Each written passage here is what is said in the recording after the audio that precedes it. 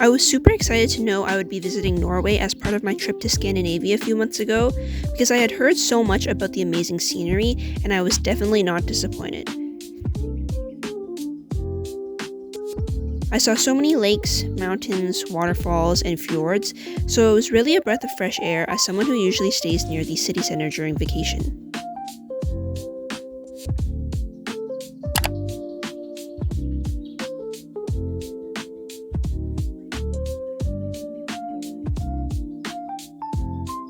The scenery felt so unreal, just like out of a movie, and I really couldn't believe I was there to see it.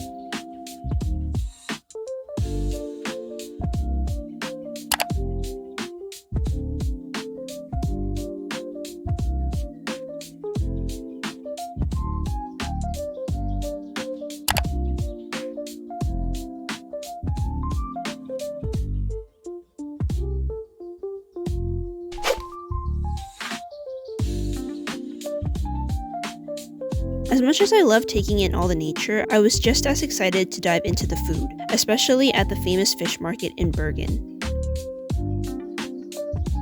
The market itself was such a cool experience. It was packed with so many people, from locals grabbing fresh seafood, tourists like me trying to decide what to order, to vendors proudly showing off their catches of the day. Every turn inside the market, you would be greeted with the fresh smell of the ocean, while outside there were stalls with vendors selling their artisan products like jams and freshly baked goods.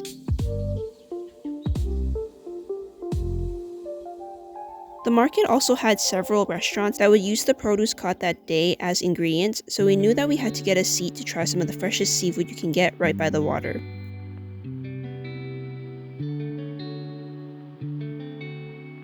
We got harborside seats at a restaurant called Fish Me and ordered a bunch of seafood to try.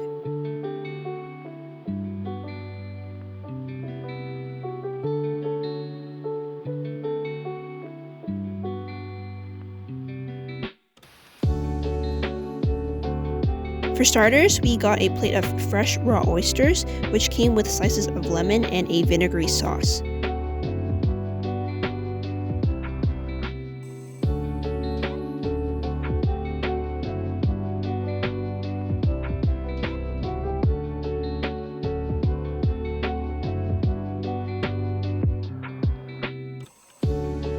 I don't eat a lot of raw oysters, so I'm not the best person to judge how good they were, but all I can say is that they were briny and smooth, like tasting the sea breeze in the best way possible, so it was a great way to start the meal since they kind of acted like an introduction to the fresh, clean flavors of the ocean.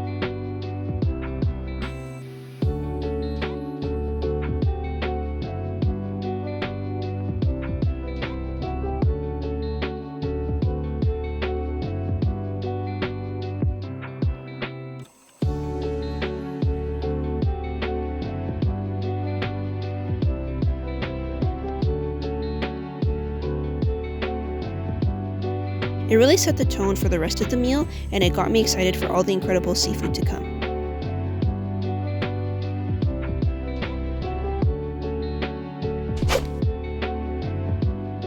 Speaking of which, I tried their fish stew next, which was so thick and creamy and full of chunks of fish, and I could really taste the saltiness and freshness of the sea in every spoon.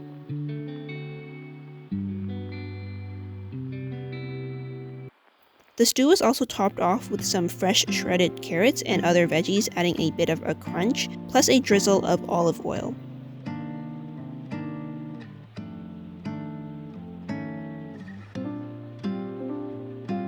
It also came with a side of some bread and whipped butter served in a shell, which I thought was really cute. And since the weather had been quite rainy the days that we visited Norway, this soup really hit the spot and felt so comforting.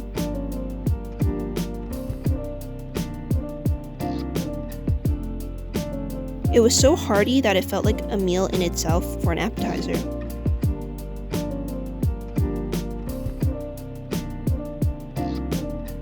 And apparently this stew is very popular with the locals in Bergen, and I only found out when I was reading up on it for this video, so I'm glad I picked it out on a whim because it was absolutely worth it. I'd love to get my hands on this recipe so I can make it again. It was just that good.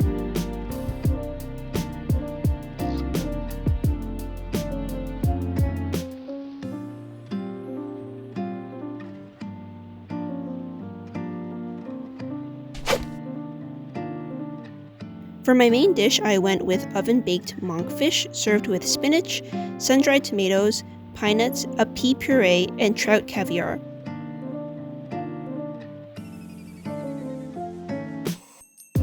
Right away, this dish stood out as the most visually stunning out of my trip, even though it was so simple.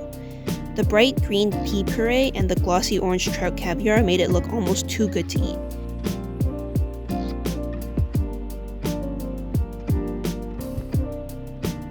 I've never had monkfish before, so I was super surprised with how firm and meaty the texture of the fish was.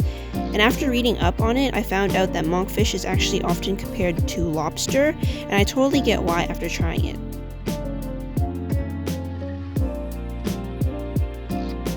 The spinach and sun-dried tomatoes added a slight tang to the dish, while the crunch from the pine nuts balanced the meatiness of the monkfish. Everything on the plate was a perfect balance of textures and flavors.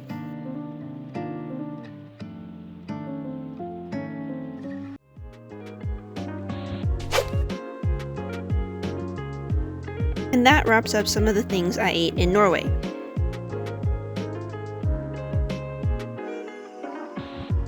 Norway was honestly such a breath of fresh air. The mountains and waterfalls looked like they came straight out of a drawing, and the food was so fresh, so comforting, and perfect after a long day of exploring.